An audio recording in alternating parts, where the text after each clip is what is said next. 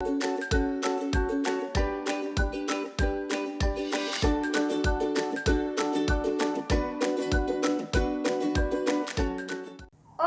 turma, bom dia! Hoje vamos ter aula sobre pronomes e sinônimos, certo? Que fazem parte da coesão. Por quê? Porque os pronomes e sinônimos deixam o texto mais coeso, evitando que ocorram repetições desnecessárias. Então, pessoal, o que é um pronome? Pronome é aquele termo que vai acompanhar ou, de certo modo, substituir o nosso substantivo, certo? Como assim? Por exemplo, se eu falo a frase, a professora passou uma tarefa. Eu posso simplesmente falar, ela passou uma tarefa. Mas dentro de um texto, pessoal, isso é de bastante importância, porque tanto o pronome quanto os sinônimos ele vai substituir muita coisa, né? Como vamos ver essa frase. Mas não pense que os bichos, vamos aqui, circular isso aqui, os bichos engolem qualquer pedra que vem pela frente. Quando chegou aqui, pessoal, eles escolhem as que vão para a sua barriga. Vocês perceberam, né? Quando chegou aqui, eles, pessoal, é um pronome. Ao invés de eu colocar, mas não pense que os bichos engolem qualquer pedra que vem pela frente. Os bichos escolhem as pedras que vão para a sua barriga. Não, eu não repeti a palavra bicho. Eu coloquei eles para não repetir novamente aqui o meu substantivo, certo? Então é isso, a função do pronome é essa, é deixar o texto mais coeso. A mesma coisa ocorre com os sinônimos. O que é um sinônimo? Pessoal, um sinônimo é quando eu falo uma palavra que ela possui o mesmo significado que outra, entendeu? Eu estou escrevendo um texto lá, por exemplo, eu vou escrever um texto sobre o quanto as crianças gostam de pular. Devido a estar escrevendo esse texto sobre por que as crianças gostam tanto de pular, ao longo do meu texto, essa palavra pular ela vai aparecer muito. Então, o que eu faço? Eu vou recorrer aos sinônimos. Digamos que uma parte do texto eu falo, as crianças gostam muito de saltar. Por quê? Porque saltar é a mesma coisa que pular. E assim eu não vou estar fazendo muitas repetições, certo? Compreenderam? Dando continuidade, pessoal, agora a gente vai estudar um pouco, entender a concordância verbal. Tudo isso que a gente está estudando é para que na hora de escrever o meu texto, na hora que eu for falar as minhas palavras, o meu texto, ele se torne mais coeso, mais compreensível, certo? Mas o que é uma concordância verbal? Temos aqui essa frase. Vamos lá. Eles escolhem com muito cuidado as que vão para a sua barriga. Pessoal, vamos destacar aqui o verbo, que no caso é escolhem, que vem do verbo escolher, certo? Então, aqui tem eles escolhem com muito cuidado as que vão para a sua barriga. Então, vamos destacar aqui, eles escolhem e as. Por quê?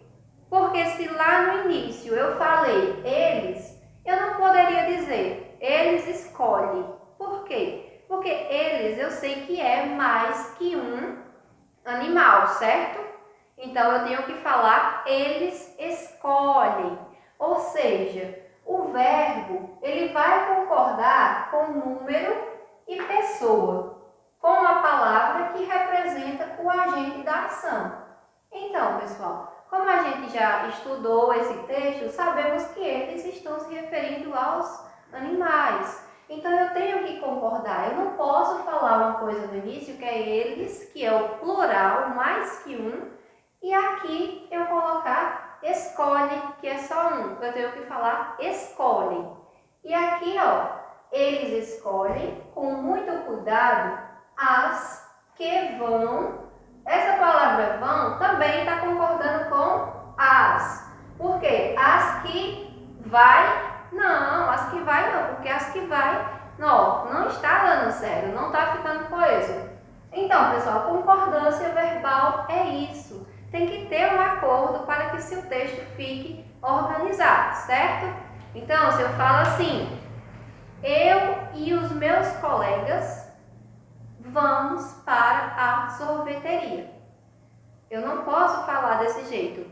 Eu e meus colegas, né, vai para a sorveteria. Não, porque está fora do controle, entendeu? Não está concordando. E para que uma frase fique coesa, ela precisa ter a concordância verbal. Ou seja, o verbo concorda com o número e com pessoa. E com a palavra a qual eu estou me referindo, que é o meu agente. No caso aqui, os animais. Uma outra coisa bastante importante que aparece num texto que você vai escrever e assim por diante é a figura de linguagem. Ou seja, o que é a figura de linguagem? É um recurso utilizado, digamos assim, de uma forma mais criativa, que no caso é a personificação, né? Como, por exemplo, temos essa frase: as pedras se entendem muito bem. Pessoal, sabemos que pedras são pedras, né? Nem fala nem nada.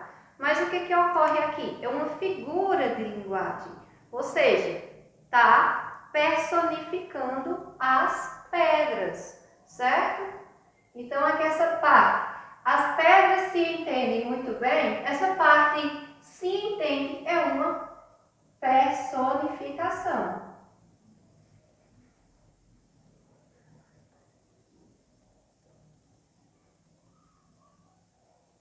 É importante se atentar a isso, certo? Que é um recurso utilizado, digamos assim, de uma forma mais criativa dentro de algum texto. Outra parte importante que a gente deve se atentar, pessoal, é com a ortografia. Por exemplo, a gente e a gente. Vocês estão vendo, né? Aqui, ó, está separado. E aqui está junto. É aí onde mora a diferença e que vocês têm que observar bem. Por exemplo, se eu falo assim, a gente pesquisou bastante alguns termos científicos. Nessa parte eu estou falando a gente separado, certo? Esse agente separado significa nós, se referindo mais que uma pessoa, certo? Está no plural. Porém, pessoal, esse agente aqui junto, digamos que é um sujeito de alguma ação, né? Por exemplo, agente de trânsito, né? Agente de trânsito.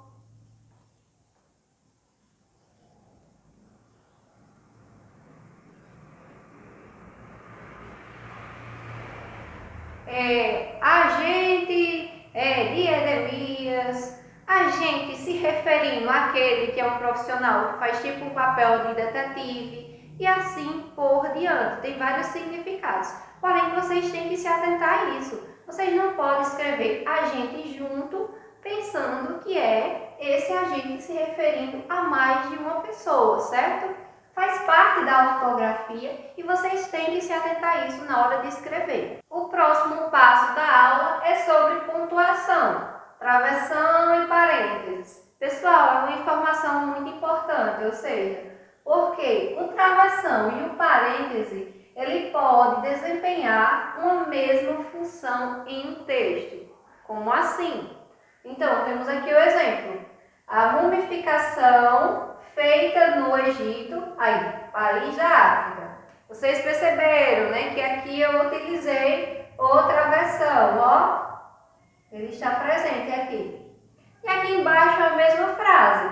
A mumificação feita no Egito, país da África, eu utilizei os parênteses.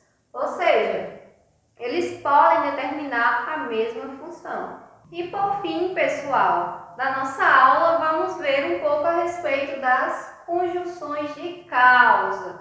Vocês estão lembrados, né, que a gente estudou a respeito de conjunções, que é aquilo que vai fazer ligações entre as suas frases, né? Daí temos o exemplo.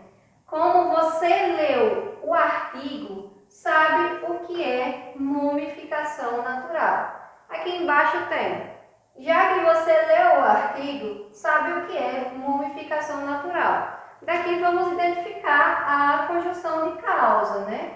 Ou seja, que indica um acontecimento, indica uma consequência aí. Como você leu, aí você sabe.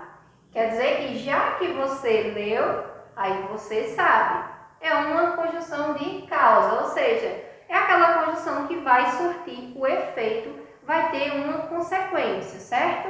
Então, se você estudou esse assunto de português, você sabe, né? Já que você estudou, você sabe. Como você estudou, você sabe, certo? Então é isso, pessoal. A nossa aula se encerra por aqui e vamos fazer o exercício e colocar em prática o que a gente aprendeu. Beijos e até a próxima aula!